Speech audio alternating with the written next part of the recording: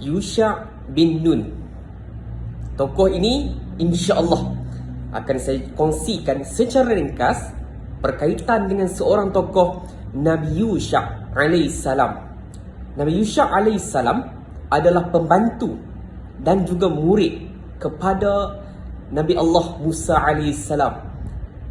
Nabi Yusha' punya nama ni, dia tidaklah disebut secara detail di dalam Al-Quran. Tetapi dalam surah Al-Kahfi, Nabi Musa, ada dialog Nabi Musa, dia berkata kepada muridnya pada ayat ke-60 surah Al-Kahfi. Tuan-tuan boleh semak ayat tersebut. Okey, akan ada dialog Nabi Musa berkata kepada muridnya. Itu dimaksudkan sebagai, murid tersebut dimaksudkan sebagai Nabi Yusha' alaihissalam. Macam mana ejaan Yusha' kalau kita nak nampak gambaran ni? Ya, wow, Yu, Shin, Ain, Yusha'. Okay, jadi insyaAllah ibu-ibu ayah saya kongsikan dia punya sebutan nama supaya kita faham. Okay, baik. Jadi kita sambung kepada cerita Nabi Yusha' alaihissalam ni.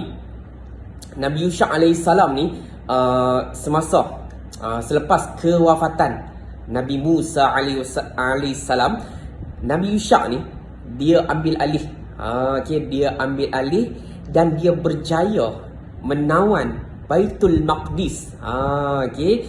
Dan hal ini berlaku bila? Hal ini berlaku pada asalnya dia berlaku pada 40 tahun yang lepas.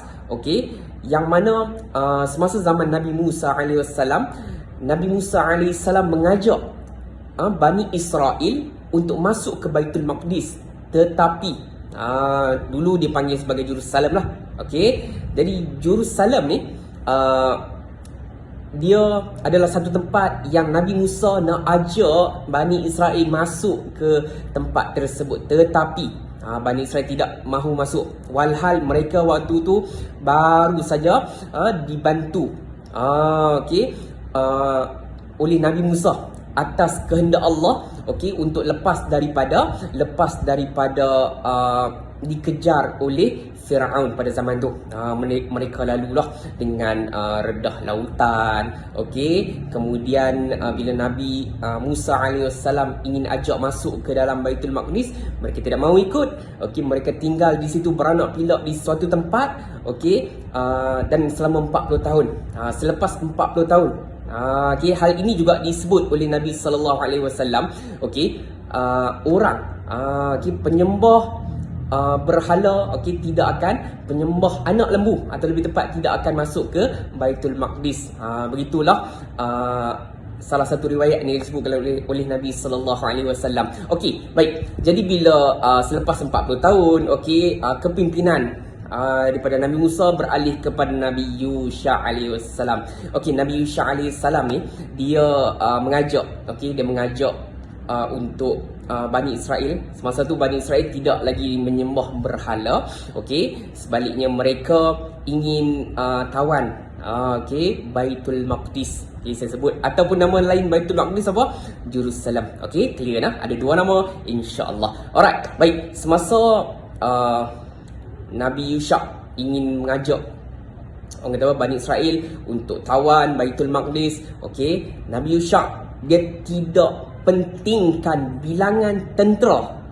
Dia pentingkan kualiti tentera. Antara yang disebut dalam orang kata riwayat Nabi sallallahu alaihi wasallam, Nabi Yusha' ini memilih tentera-tenteranya yang mana yang baru kahwin, antaranya yang mana yang baru kahwin tidak dibenarkan untuk mengikuti peperangan tersebut. Kerana apa? Kerana takut hal tersebut tentera tersebut tidak akan fokuslah, kerana masih lagi memikirkan hal dunia, baru lepas kahwin. Jadi tidak boleh nak orang kata apa, ikhlas dalam berperang tu. Masih lagi memikirkan hal dunia. Jadi perkara tersebut ingin dielakkan oleh Nabi Yusha'. Itu adalah syariat masa itu.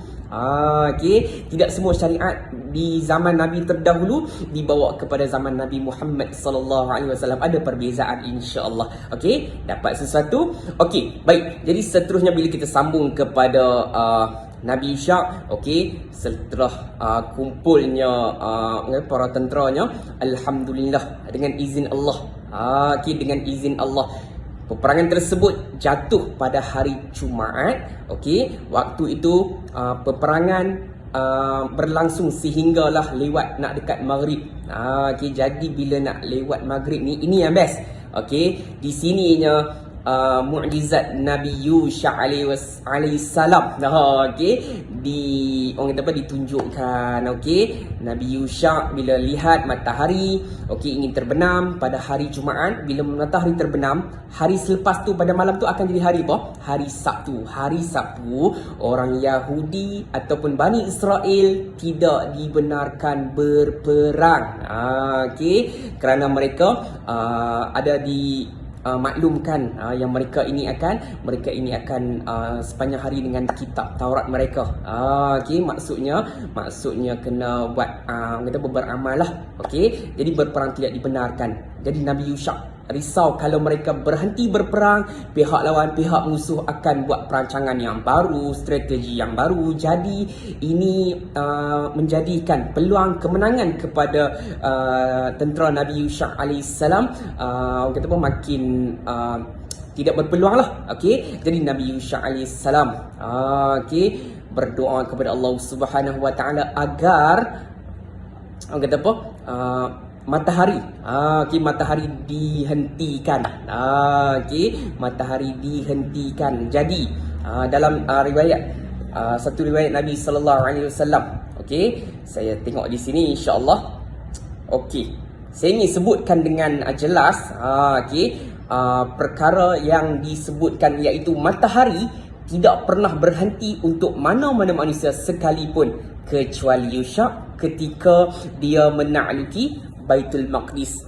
Hadis riwayat Imam Ahmad itulah salah satu riwayat yang disebut oleh Nabi sallallahu alaihi wasallam. Maklum kepada kita berkaitan dengan Nabi Yusha alaihi salam, yang mana tidak ada mana-mana manusia yang berjaya untuk hentikan matahari, kecuali Nabi Yusha alaihi salam, dan itu menyebabkan kemenangan berpihak kepada Nabi Yusha alaihi salam. Jadi insya-Allah ibu-ibu ayah, sekiranya video ini bermanfaat, dapat sesuatu tentang Nabi yang jarang disebut tapi cukup berharga, bernilai, apa yang terdapat dalam sirah beliau, sirah baginda, insya-Allah mudah-mudahan bermanfaat. Jangan lupa untuk bantu like dan juga share kita punya video kali ini. Terima kasih.